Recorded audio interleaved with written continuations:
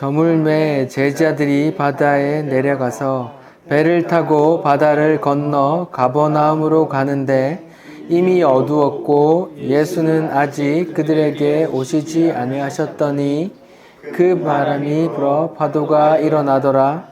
제자들이 노를 저어 10여리쯤 가다가 예수께서 바다 위로 걸어 배에 오심을 보시고 두려워하거늘 이르시되 내니 두려워하지 말라 하신대 이에 기뻐서 배로 영접하니 배는 곧 그들이 가려던 땅에 이르렀더라.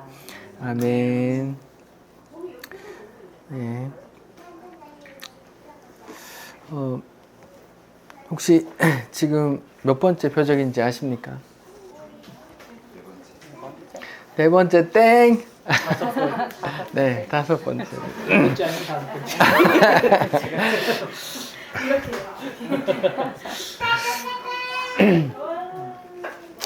네, 저희는 지금 요한복음에 나와 있는 7가지 표적에 대해서 살펴보고 있어요.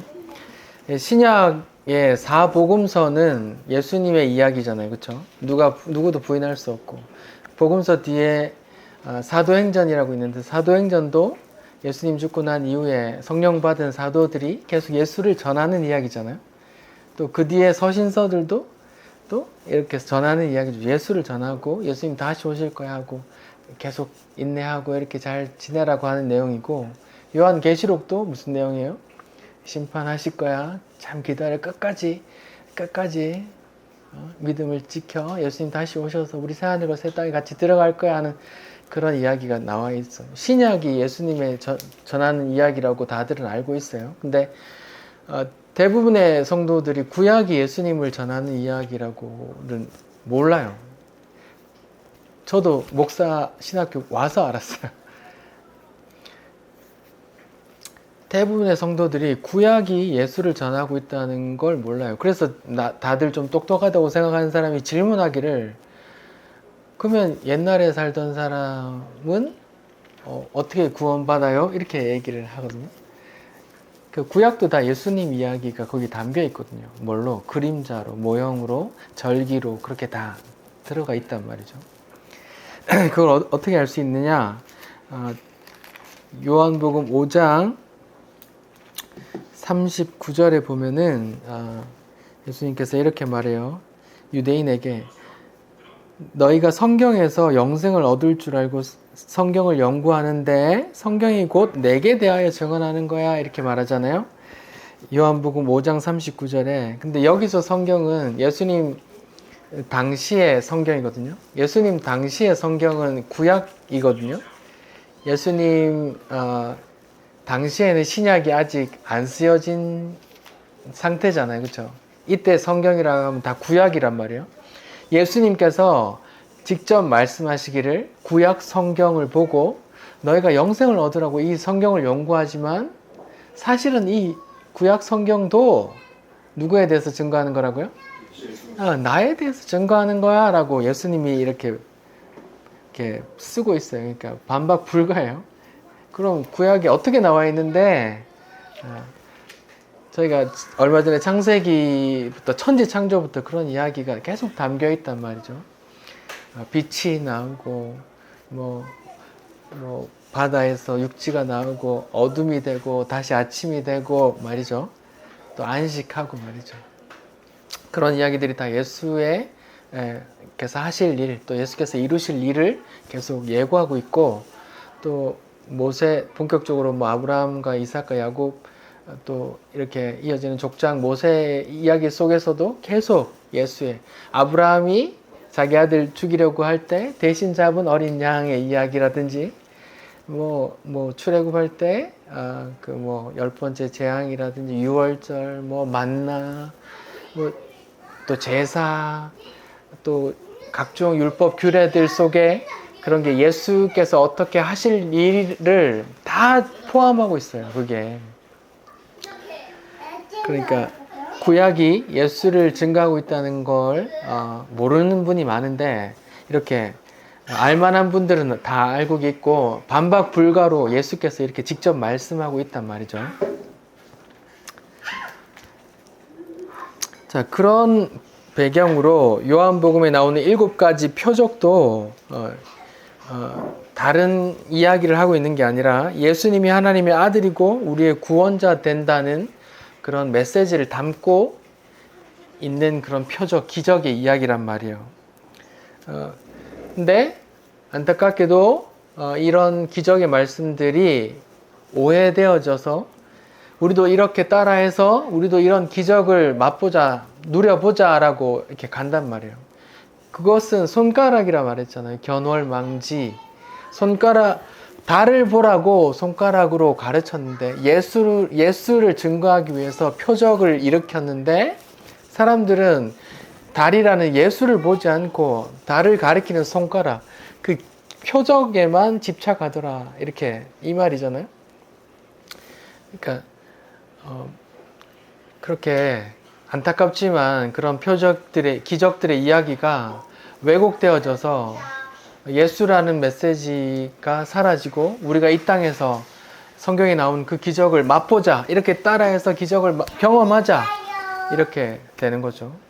예를 들면 지난주에 오병이어의 이야기에서 뭐 어떻게 설교한다 했어요? 우리도 이 아이처럼 내 가진 것을 바쳐 5,000명에 다 먹고도 남을 그런 기적을 경험하자, 이렇게 나온단 말이죠. 그런 게 아니란 말이에요. 오병이어의 이야기가 사복음서에 다 나오지만 그 해설은 오직 요한복음 6장에만 나와 있다 그랬어요. 그러니까 오병이어 이후에 요한복음 6장에서는 뭐가 나와요? 이야기가 생명의 떡이라는 이야기가 나온단 말이에요. 내가 생명의 떡이야. 내가 하늘에서 내려온 떡이야. 만나를 먹고 우리 조상들도 죽었어. 만나를 먹고도 우리 조상들은 죽었단 말이야. 근데 내가 하늘에서 내려온 생명의 떡이야. 나를 먹어야, 나를 믿어야 영생을 얻을 거야. 내가 지금 오병이어로 이거 너희 육신의 양식을 준다. 근데 지금 내가 하고 싶은 말이 있어. 이 육신의 양식을 주면서 내가 하늘에서 내려온 너희의 영적인 양식이야. 너희를 살리는, 내가 십자가에 매달려서 내 살을 찢고 내 피를 쏟아서 너희를 살리는 내가 영적인 생명의 떡이야 라는 말을 하고 싶은 거예요. 근데 그런 메시지가 잘려지고 다들 기적에만 집중하고 있단 말이죠. 안타깝지만 대부분의 교회 오병이어 설교가 그래요. 저도 이해합니다. 왜냐하면 교회 운영상에 헌금과 성도들의 헌신이 필요하기 때문에 여러분의 보잘것없는 헌신이라도 같이 세워나갑시다. 그래서 같이 기적을 경험합시다 라고 할 수 있는데, 그렇게 할 수 있는 거 저는 이해하는데요. 성경에서 그 오병이어의 표적의 본 메시지는 내가 이 육신의 떡을 준다. 근데 내가 진짜 하고 싶은 말은, 이 기적을 통해서 하고 싶은 말은 내가 하늘에서 내려온 생명의 떡이야 라는 걸 말해주고 싶은 거예요. 예수님께서 병을 고치시면서 죄사함 이야기를 하는 것도 마찬가지예요. 죄사함이라는 걸 내가 알려주고 싶은데 어떻게 알려주냐? 너희 병이 너희 육신을 죽음으로 몰잖아? 내가 이 병을 고쳐주는 권세가 있단다. 내가 이 병을 고쳐주는 권세로 인해서 내가 진짜 하고 싶은 말은 너희 죄가 너희 영혼을 진짜 영원한 죽음으로 지옥으로 끌고 가는데 내가 그 죄를 사하는 권세가 있다는 걸 내가 이 육신의 병을 고치면서 알려주고 싶어, 이렇게 말하는 걸 했잖아요. 그런 거와 마찬가지로 오병이어 기적도 예수님께서 이렇게 육의 양식을 던져주면서 예수님께서 하고 싶은 말은 내가 생명의 떡이야. 너희 영혼을 살리는 생명의 떡이란다. 이런 메시지를 전하고 싶단 말이에요. 예. 그 한 가지 또 짚고 넘어갈게. 그 오병이어 기적에서 오병이어가 뜻하는 게 뭐라 그랬어요? 네, 맞아요. 오병이어에서 이어는 그 우리가 소위 말하는 멸치 같은 거예요. 그 빵을 먹고 이렇게 간조림하는 이렇게 한 번씩 빨아먹는 그런 멸치 같은 거거든요. 그런 아이의 간식, 그 뻥튀기 5개에다가 그 멸치 2개 있단 말이에요. 그게 어른만 5천 명 있는 그 많은 무리에 먹을 것에 비하면 얼마나 보탬이 되겠어요. 한 사람, 2사람이 나눠 먹는다 해도 배부르게 못 먹잖아요. 정말 보잘것없음의 상징이거든요. 그러니까 우리가 우리 스스로 내어놓을 수 있는 선행, 경건한 삶 이런 것들이 그렇게 보잘것없다는 거예요. 다시요. 그 오병이어 기적에서 오병이어가 뜻하는 건 보잘것없다는 거예요. 구원에 있어서 우리가 내어놓을 수 있는 것은 그렇게 보잘것없단 말이에요. 예를 들면 우리가 하는 봉사, 우리가 하는 선행, 우리가 하는 헌금, 우리가 하는 기여, 예배 이런 것들이 우리의 구원에 절대적으로 보잘것없단 말이에요. 그러니까 그 누구도 자기 힘으로 구원을 쟁취할 수 없다는 걸 알려주는 거란 말이에요. 우리가 내놓을 수 있는 것은 그 구원으로 볼 때 그렇게 보잘것없다 이 말이에요. 그러니까 여러분 주변에 그 어떤 경건한 사람이 있더라도 그 어떤 위대한 설교자가 있다 하더라도 그들이 내놓을 수 있는 것은 이 오병이어처럼 보잘것없는 거예요.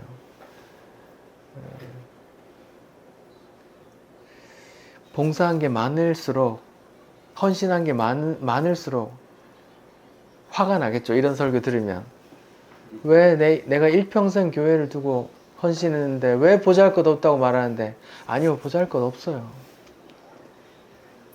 여러분이 평생 그 스스로 수고했다 할지라도 그것으로 여러분의 구원을 쟁취할 수 없다니까요. 주님께서 그 보잘것없음도 참여시켜 주셔서 그 하나님 나라의 일을 해 가시는데 영광이 된단 말이에요.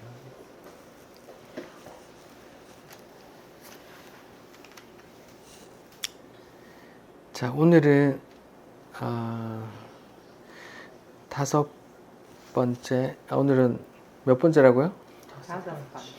5번째, 물 위를 걸으시는 내용인데 우리 들어가기 전에 한 구절만 먼저 찾아볼게요. 신명기 8장이요. 신명기 8장.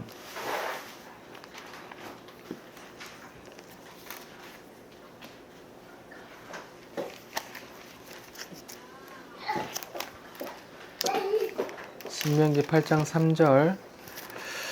우리 같이 읽어볼게요. 시작. 너를 낮추시고 너를 줄이게 하시며 또 너도 알지 못하며 내 조상들도 알지 못하던 만나를 내게 먹이신 것은 사람이 떡으로만 사는 것이 아니요 여호와의 입에서 나오는 모든 말씀으로 사는 줄을 네가 알게 하려 하심이니라. 보세요. 신명기 8장 3절에 하나님께서 구약 이스라엘에게 만나를 먹이신 이유가 나오는데 만나를 먹이신 이유가 뭐라 그랬어요? 사람이 떡으로만 사는 게 아니라 하나님의 말씀으로 산대요. 그런 걸 알려주고 싶어 한대요. 만나를 주신 이유가 그런 거라니까. 만나를 먹으면서 이것만 먹고 사는 게 아니야. 하나님의 말씀을 먹고 살아야 돼. 이런 걸 미리 신명기서에 말해놨단 말이에요. 말씀이 육신을 되어 오신 분이 누구세요? 예수란 말이에요. 예수를 먹어야 우리 영혼이 산다는 말을 구약의 신명기 8장 3절에 이미 만나 이야기하면서 써놨단 말이에요. 사람이 내가 만나 주는데 이 만나, 이 육신의 양식으로만 사는 게 아니야. 하나님의 말씀으로 살아야 돼. 근데 말씀이 육신이 되어 오실 어떤 신약의 그 1500년 후에 그 어떤 누군가를 지금 담아서 말하고 있는 거라고요, 이게.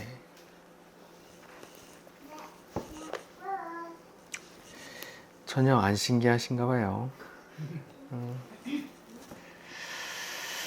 자, 오늘은 5번째 표죠. 물 위를 걸어 오셔서 제자들을 구해내는 이야기를 한번 볼게요.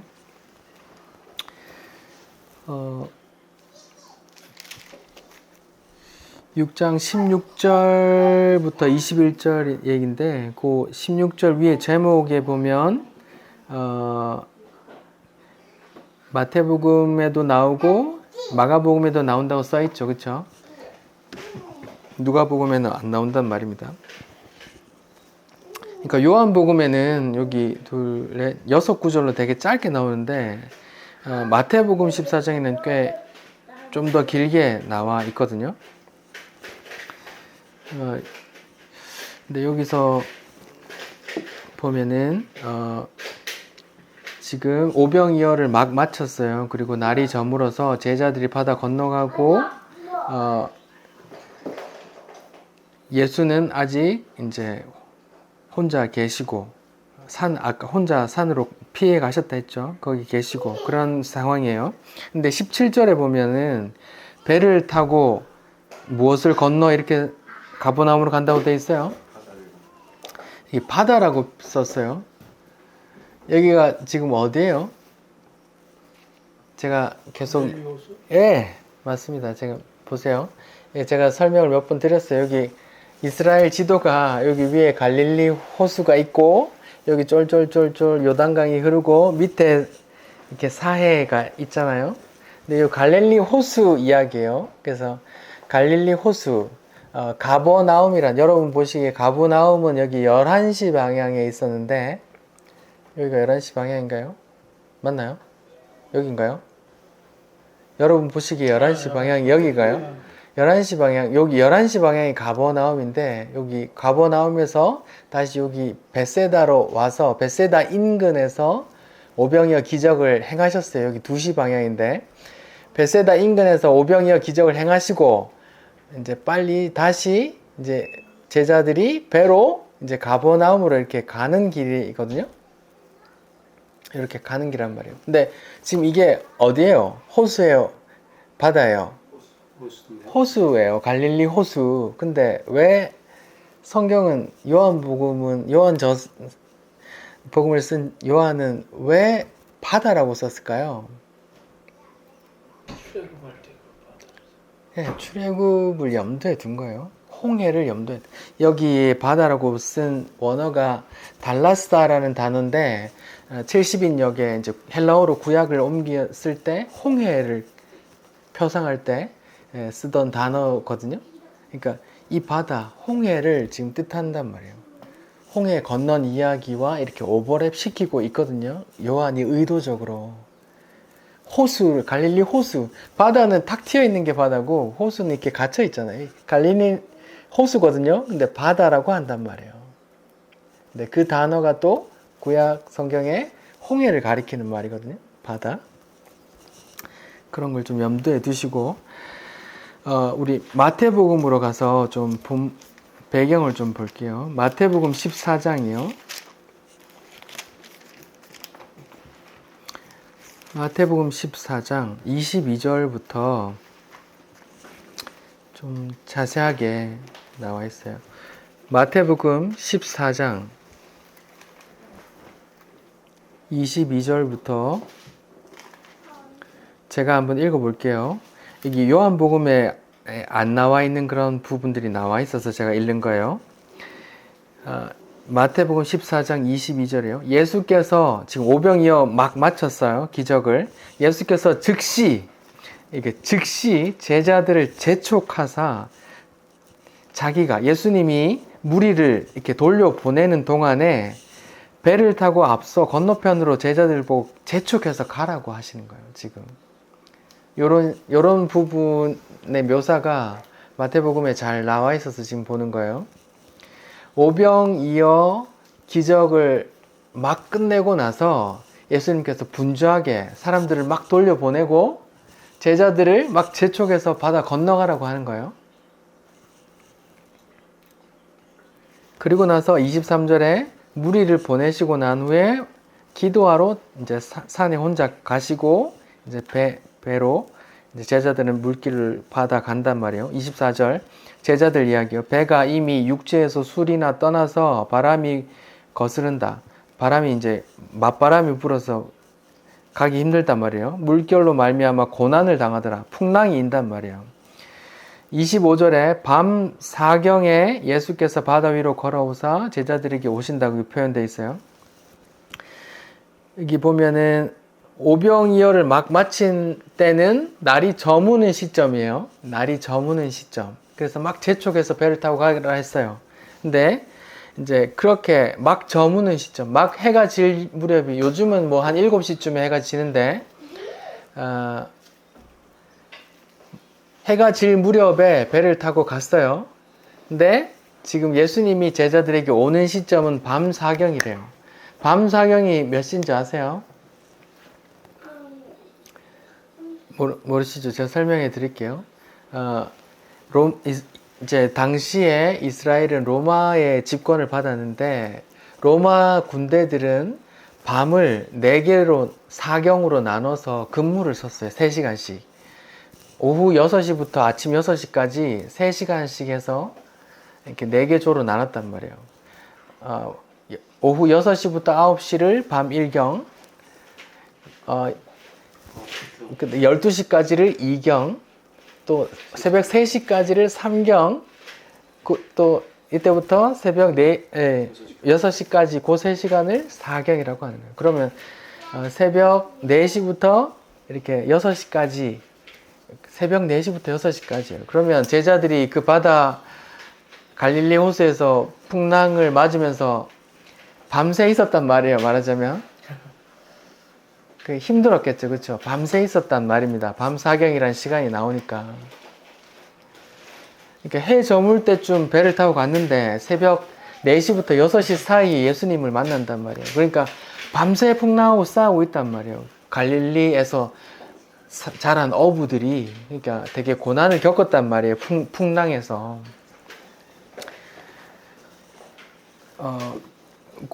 그런 시간적인 배경이 있다는 거 말씀을 드리고, 이제 새벽에 밤새 이제 배를 잡고 막 씨름하고 있는데 예수님이 걸어오시니까, 물 위를 걸어오시니까 이렇게 유령이라, 마태복음 14장 26절에 보면 제자들이 놀라 유령이라 하여 무서워하여 소리 지르거늘 이렇게 하잖아요. 이렇게 유령을 본 것 같아요. 너무 지금 밤에 태풍이 부는 그런 풍랑에서 밤새 씨름하고 있는데 그 물 위로 누가 걸어오면 얼마나 놀라겠어요. 꿈인지 생신지 할 거 아니에요. 그렇죠? 그때 이제 예수님을 만나고 이제 예수님께서 하시는 말씀이 안심하라 내니 두려워하지 말라 이렇게 말한다고요. 여기에서 나니까 두려워하지 마. 나니까라고 말한 게 여러분 잘 아시는 에고 에이미라는 단어예요.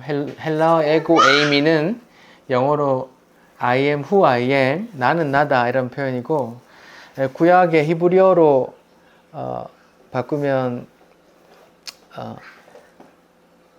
에흐의 뭐식인데 이게 이제 70인역에 헬라어로 구약 성경을 쓴데 출애굽기 3장 14절에 보면은 예수님께서 모세를 이제 이스라엘 백성으로 가라고 할 때 이제 못 가겠습니다 하다가 그러면 누가 보냈다고 할까요? 말하니까 하나님이 말하기를 스스로 있는 자가 보냈다고 해 할 때 그 스스로 있는 자라는 표현을 헬라어로 에고 에임이라고 썼단 말이에요. 근데 그 단어를 지금 여기에 쓴단 말이에요. 그러면 유대인들이 이걸 딱 들을 때 어떤 걸 생각할까요? 예수의 대사가 그 출애굽 때 하나님의 대사하고 똑같네 라고 이제 유대인들은 느낀단 말이에요. 자, 자, 지금 제가 시간적인 배경을 설명드렸어요. 해에 질 무렵에 배를 타고 밤새도록 풍랑과 씨름했어요. 근데 그때 예수님을 만나요. 예수님이 물 위로 걸어와요. 여러분 뭐가 생각나세요? 깜깜해. 근데 바다야, 물이야. 근데 또 풍랑이 막 혼란스러워. 근데 예수님이 물 위로 걸어와. 여러분 뭐가 생각나세요? 제가 창세기 말씀드렸는데 뭐가 생각나세요? 예, 창세기 1장 2절. 예. 창세기 1장 2절에 보면 땅이 혼돈하고 공허하며 흑암이 깊음 위에 있고 어둠이 깊음이라고 번역했지만 그게 바다란 뜻이에요. 바다 위에 있고 무엇이 수면 위에 운행하시니라?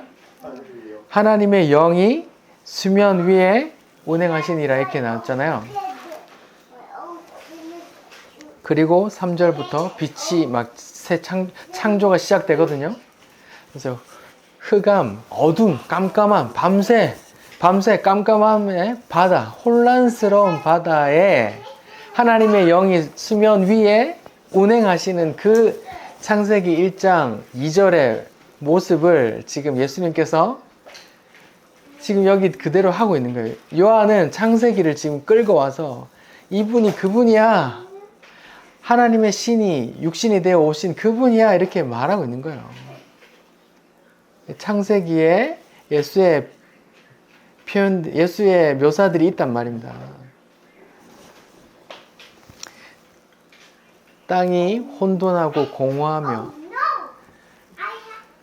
바다, 흑암 가운데 혼란스러운 풍랑이 있고 그 속에 하나님의 신이 수면 위에 운행하는데 풍랑이 있는 바다에 깜깜한 바다에 풍랑이 있는 와중에 예수님이 바다를 위를 걸어서 오신단 말이에요.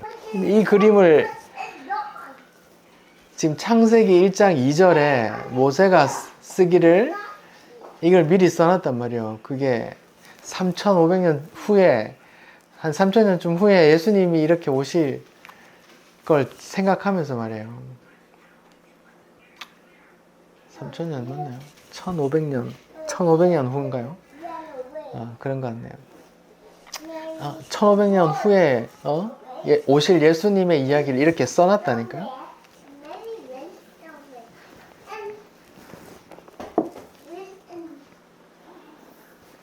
그리고 성경에서 바다가 무엇을 뜻하고 상징하는지 아셔야 되는데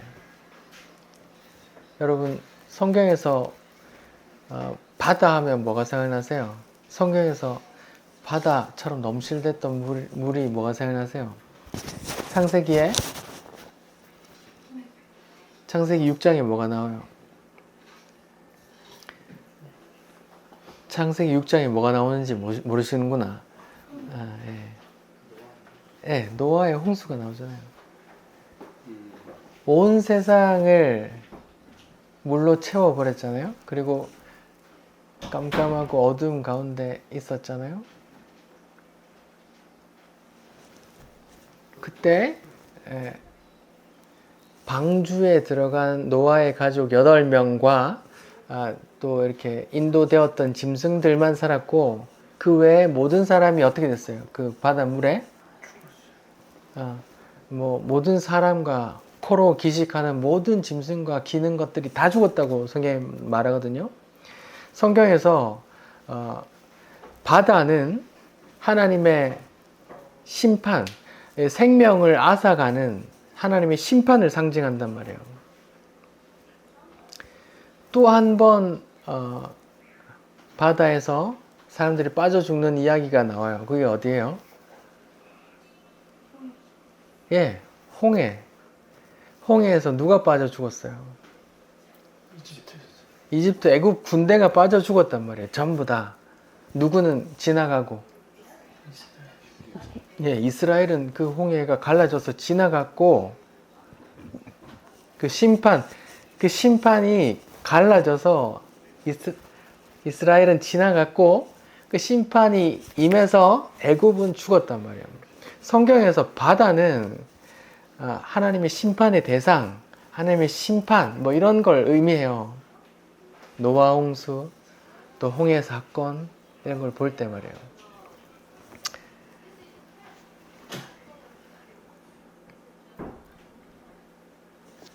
그리고 제가 읽어볼게요. 시편 74편 13절에 시편 74편 13절에 제가 읽을게요. 주께서 주의 능력으로 바다를 나누시고 물 가운데 용들의 머리를 깨뜨리셨으며 물 가운데 바다에 용들을 머리를 깨뜨렸다 이렇게 나와 있고요. 이사야서 27장 1절에 그날에 여호와께서 그의 견고하고 크고 강한 칼로 날렘 뱀 리워 야단 곧 꼬불꼬불한 뱀 리워 야단을 벌하시며 바다에 있는 용을 죽이시리라 이렇게 표현되어 있어요. 바다에 뭐가 있어요? 바다에 용이 있는데 주님께서 그 용을 심판한다는 이야기가 그 바다하고 같이 나오잖아요. 이렇게 성경에서 바다는 하나님의 심판을 말하거든요. 하나님의 심판의 대상 혹은 심판 이런 걸 뜻한단 말이에요. 그래서 새하늘과 새 땅에 바다가 있어요, 없어요? 계시록을 찾아봅시다. 요한계시록 21장 요한계시록 21장 계시록 21장 1절 새하늘과 새 땅의 이야기가 나와요. 요한계시록 21장 1절 우리 같이 읽어봅시다. 시작. 또 내가 새하늘과 새 땅을 보니 처음 하늘과 처음 땅이 없어졌고 바다도 다시 있지 않더라. 예, 새하늘과 새 땅에 뭐가 없어요? 바다가 없어요. 바다 저주 심판이 없단 말이에요. 거기 왜? 거기 하나님 심판이 다 끝났거든요. 성경에서 바다, 흑암, 어둠, 바다라는 게 상징하는 게 뭐예요? 생명을 앗아가는 심판 이런 걸 상징한단 말이에요. 용이 살고 말이에요. 주님께서 심판하는 노아 홍수 사건에서 다 죽여버렸던 홍해 사건에서 애굽을 몰살시켰던 근데 그 가운데 어떤 택한 자들만 그 심판에서 방주에 보관돼서 살아남고 그 심판을 갈라버리고 이스라엘은 살아남고 했단 말이에요. 자 보세요. 그러니까 성경에서 바다라는 이미지가 하나님의 심판, 생명을 앗아가는 무서운 어떤 심판의 대상 이런 거란 말이에요. 그 심판을 택한 자들은 성도들은 어떻게 해야 돼요? 그 바다를 어떻게 해야 돼요? 건너가야 돼요. 노아 홍수에서는 뭐 어떻게 건너갔어요?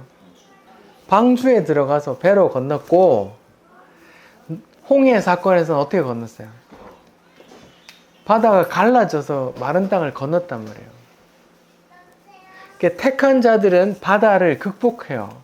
근데 택함받지 못한 자들은 그 바다에 매몰되어서 심판받아 죽는단 말이에요. 자, 그럼 오늘 사건에서 봅시다. 바다가 있어요. 풍랑이 일어요. 밤새도록 제자들이 그 배 위에 풍랑에서 밤새 씨름하고 있단 말이에요. 이 제자들이 택한 받은 자들이라면 이 풍랑에서 건너와야 되잖아요.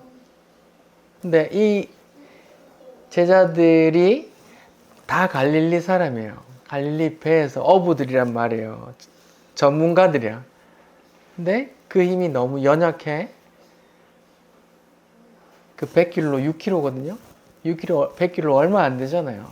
그걸 밤새 지금 가고 있단 말이에요. 그래도 못 갔어요. 그때 누굴 만나 건너가게 돼요? 예수를 만나 건너간단 말이에요. 보세요. 성경에서 바다는 하나님의 심판, 저주를 말해요. 택함 받은 자들은 그 심판, 저주, 바다를 건너가요. 노아 홍수 사건에서는 방주로 건너갔고, 홍해 사건에서는 하나님의 능력으로 바다를 갈라서 마른 땅을 건너갔어요.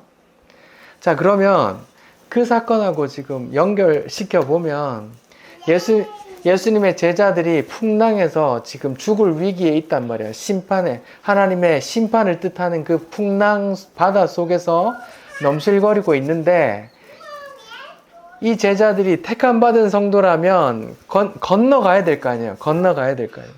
근데 오늘 본문에선 누가 오세요? 예수님이 바다 위를 걸어서 오신단 말이에요. 그래서 보세요. 요한복음 6장에 보면, 다시 본문으로 가서 요한복음 6장 21절에 보니까, 이에 기뻐서 배로 영접을 해요. 예수님을 이제 배로 맞아들여요. 배는 영접하니까 곧 어디로 이르렀대요? 그들이 가려던 땅에 이르렀더라. 이렇게 나와요. 예수님을 딱 만나자마자 곧 뭐래요? 가려던 땅, 구약으로 말하자면 약속의 땅, 가나안 땅으로 건너가더라, 이런 말이에요. 신약으로 말하면 구원, 영접, 하나님의 나라로 인도되더라, 이런 말이에요. 누구를 만나서? 예수를 만나서 그 풍랑 가운데, 심판에, 그 저주바다에, 하나님의 심판을 상징하는 그 풍랑이 있는 바다에 누굴 만나? 예수를 만나. 예수를 영접했더니 바로 뿅 하고 어디요? 가려던 곳에 건너가 버렸잖아요. 어때요? 노아 홍수 사건, 홍해 사건 다 그 같은 이야기잖아요. 복음이잖아요. 예수 만나 심판을 면하고 건너가더라, 이 이야기잖아요. 다른 거 아니잖아요. 그쵸? 복음이 담겨 있단 말입니다. 이 표적에도, 5번째 표적에도 똑같은 사건이 또 요단강에서 나오죠. 요단강을 또 어떻게 건너요? 제사장이 벗궤를 메고 발을 디뎠더니 요단강이 흐르던 물이 멈춰서 벽으로 서고 마른 땅을 건너간단 말이에요. 다 같은 이야기예요. 물을 건너서 가요. 하나님의 심판의 물을 건너간단 말이에요. 누가? 택한 자들이, 택함 받지 못한 자들은 못 건너가요. 거기서 다 빠져 죽어. 그게 하나님의 심판이란 말입니다.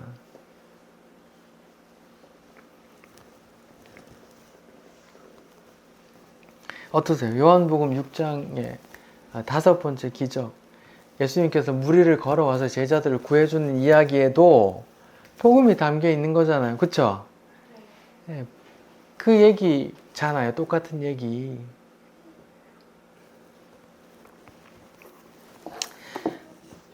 아까 그 마태복음 14장의 이야기를 좀 더 볼게요.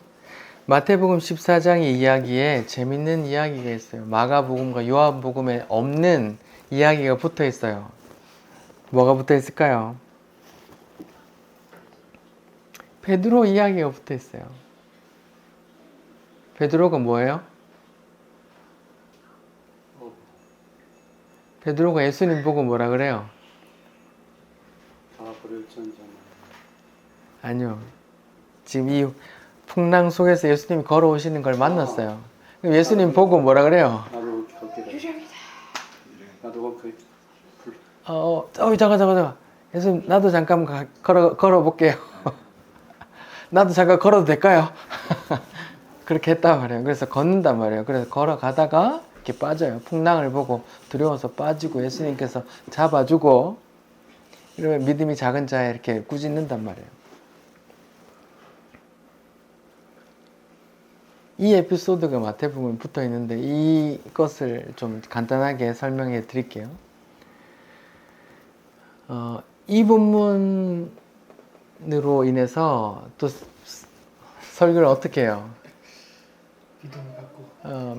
베드로는 믿음이 없었잖아. 우리는 어떻게 믿음이 있으니까 물 위를 건너가야 된다고 하는 거. 그런 이야기예요, 이게. 그럼 여기 유명한 목사님들 다 이렇게 시작하고 손잡고 바다 건너가 보시라고 해야 되잖아요. 그런 이야기 아니란 말입니다.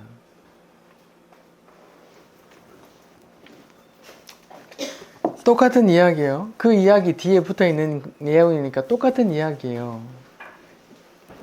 베드로가 건너다가 빠졌어요. 그리고 예수님이 건지시면서 뭐라 그래요? 꾸짖으세요. 뭐라고 꾸짖으세요? 예, 마태복음 14장 31절에 보면 믿음이 작은 자여 왜 의심했느냐 이런 말이거든요. 여러분 믿음이 작은 게 뭐예요? 큰 믿음, 작은 믿음. 변승우 목사 그 이단 지금은 아름다운 교회로 바뀌었는데 큰 믿음 교회잖아요. 거기서는 이제 큰 믿음 있는 사람들만 다니기 때문에 교회 헌금도 어떻게 해요? 전세금 빼서 해야 돼요. 거기는 큰 믿음 교회이기 때문에. 여기서 말하는 큰 믿음이 그런 거예요. 믿음이 작은 자라는 말은 무슨 말일까요? 믿음이 크다는 말은 또 뭘까요? 여러분 알고 계시는 것 좀 얘기해 보세요. 자, 다들 한 믿음 하는 것 같은데 믿음이 큰 건 뭐고 믿음이 작은 건 뭘까요? 큰 건 하나님 믿음이, 작은 건 본인들 믿음이죠. 예. 네. 믿음이 작은 자요. 그럼 작은 자는 믿음이 있는데 작은 걸까요? 믿음이 없는 걸까요? 자, 제가 믿음이 작은 자야라고 예수님께서 말씀하신 곳이 두 곳 나거든요. 제가 한번 읽어 볼게요.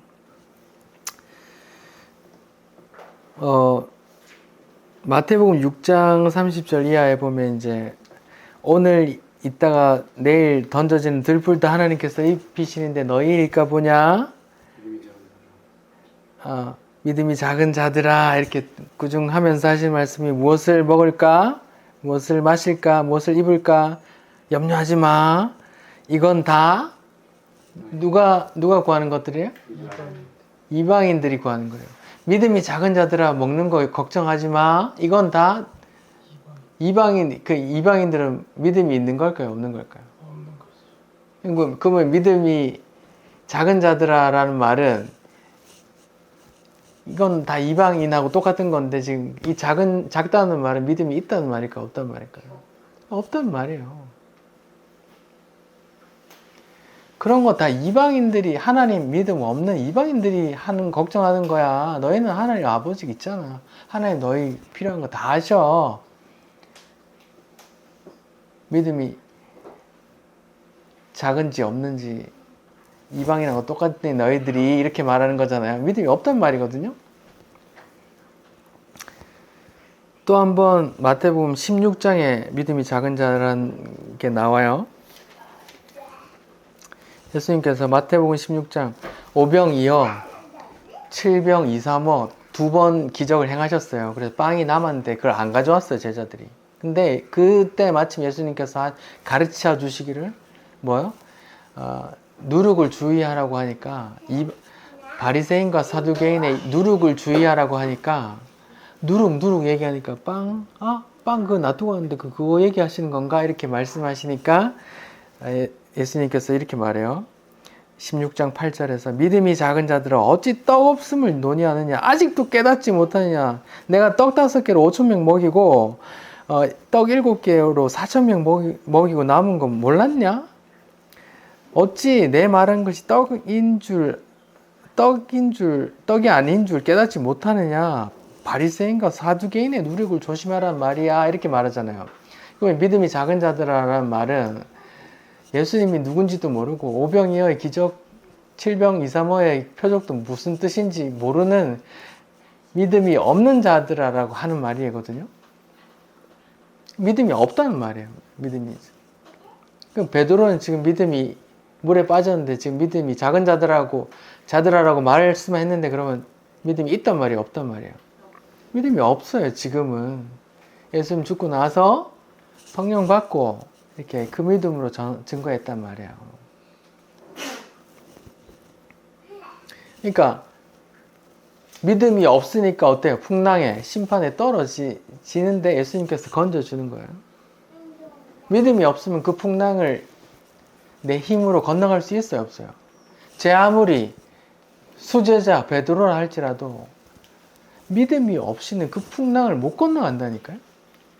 방주를 타든지 하나님의 능력으로 바다를 가르든지 그 능력으로 건너는 거지 내 힘으로 건너는 게 아니라니까요. 믿음으로 건넌다니까요. 믿음으로. 베드로가 건너다가 빠지는 건 믿음이 없는 거예요.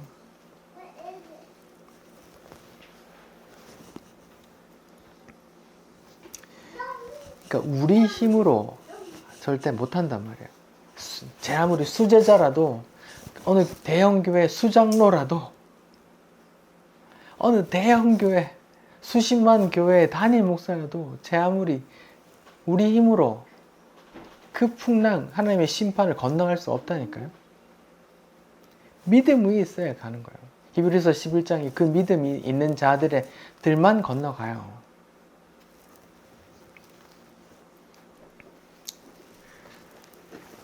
보세요. 그 요한복음 6장에 나오는 그 5번째 표적에도 예수 만나, 예수 영접해 그 가려던 목적지 약속의 땅, 가나안 땅, 새하늘과 새 땅으로 구원받아 그 하나님 나라로 천국으로 들어간다는 이야기가 나오는 거잖아요. 복음이라니까요. 또 마태복음에 붙어있는 이 베드로 이야기도 믿음 아니면 못 간다는 이야기 하고 있는 거예요. 믿음이 없으면 못 간다니까요. 믿음을 선물로 주셔야 간다니까요.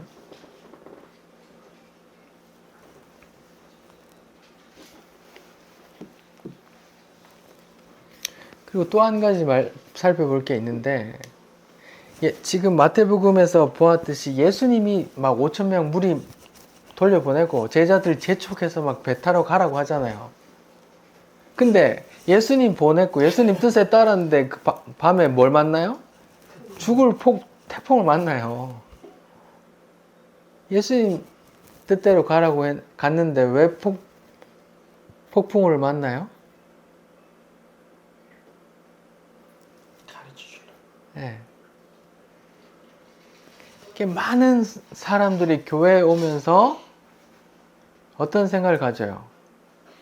예수 믿으면 좋은 일 생기겠지, 내 사업 잘 되겠지, 내 아들 잘 되겠지 하고 오는데 예수 믿고 따라가는데 뭐가 닥쳐요? 풍랑이 닥친다니까요. 그 풍랑 속에 뭐가 드러나요? 베드로처럼 내가 믿음이 있는지 없는지가 드러난다니까요. 그 예수님 재책받고 회개하고 믿음 선물로 받고 그런 거란 말입니다. 하나님이 흔드신다니까요. 그 성도들을 구별하려고. 예수 믿으면 다 잘 돼야지. 이게 복이라고 생각하잖아요.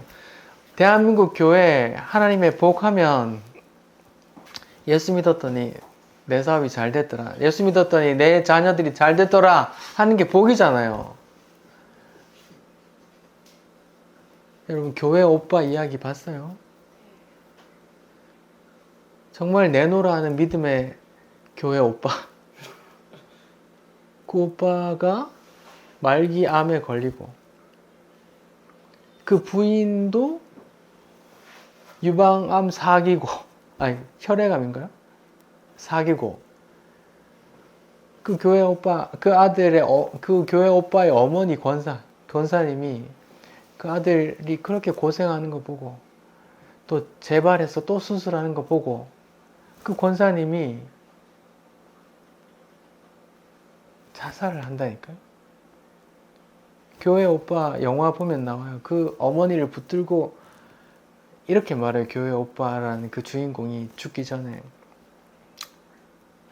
하나님, 주님, 제가 다른 건 다 참았는데 이거는 내 건강을 뺏어가도 저는 주님 찬양했고 내 부인의 건강을 뺏어가도 저는 주님 찬양했는데 주님 이거는 도저히 못하겠습니다 하면서 엉엉 울더라고요.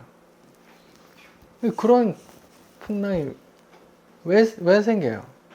주님께서 시험하신다니까요. 믿음이란 거 내가 그런 풍랑이 던져져야 내 믿음이 이렇게 어떤 것인지 근거 있는 것인지 무엇에 근거하는 것인지 주의 손을 잡고 있는 것인지 아니면 내가 낸대하는 것인지 드러난다니까요.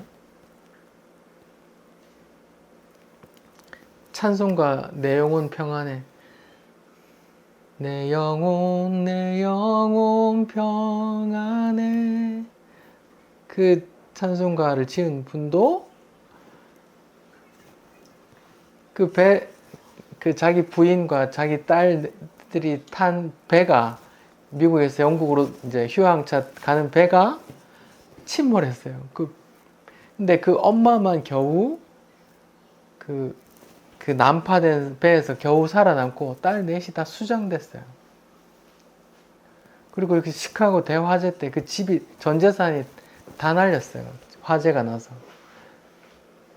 근데 그 찬송을 하거든요. 그래서 그 찬송가가 거기 쓰여 있는데 그 지은 사람이 그렇단 말이에요.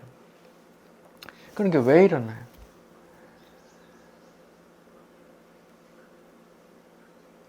세례 요한이라는 사람이 있잖아요. 예수님보다 6개월 먼저 태어난 사촌형이잖아요. 근데 예수의 앞길을 증거했잖아요.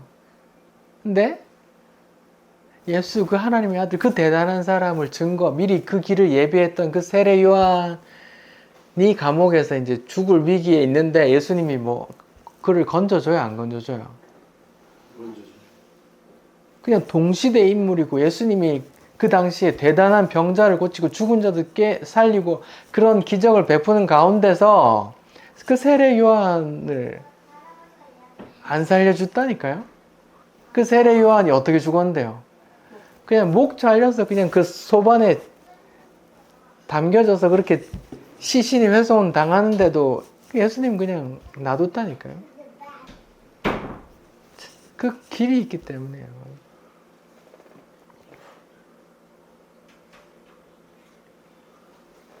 성도에겐 우리가 성도라면 반드시 그 풍랑 속으로 하나님께서 던져 넣으세요. 그리고 내가 빠지는 상태란 걸 알게 하시고 주님 손으로 잡아주시고 꾸중하시고 이렇게 성령을 주시고 믿음을 선물로 주신단 말이에요. 예수 믿으면 만사 오케이 절대 아니란 말입니다. 그건 성경 어디에도 없는 이야기예요. 다들 풍랑 속에서도 주님 손잡고 잘 건너시길 바랍니다. 기도하겠습니다. 주님, 5번째 표적을 보았습니다. 사망의 풍랑 가운데서 밤새 고생하고 있는 제자들을 예수님께서 물 위를 걸어오셔서 제자들을 구원해 주시는 이야기 감사합니다.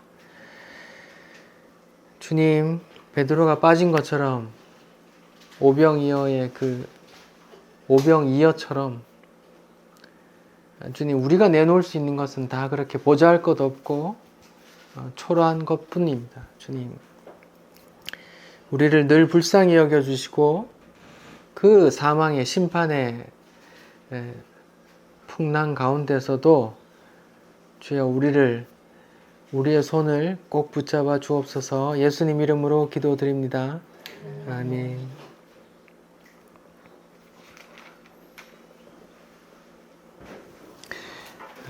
우리 찬송가 607장 우리 1절만 불러볼게요. 606장. 네네. 선생님은 291장. 606장 우리 1절만 찬송합시다.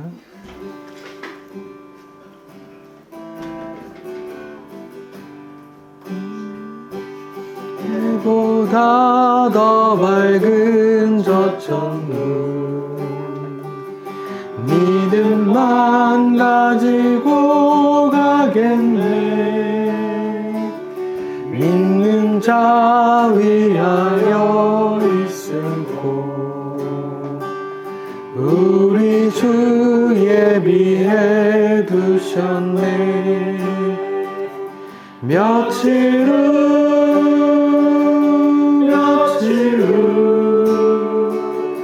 요단강 건너가 만나리. 며칠 후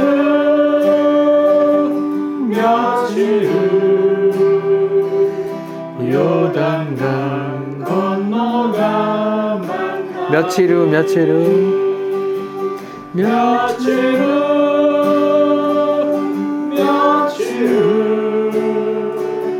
요단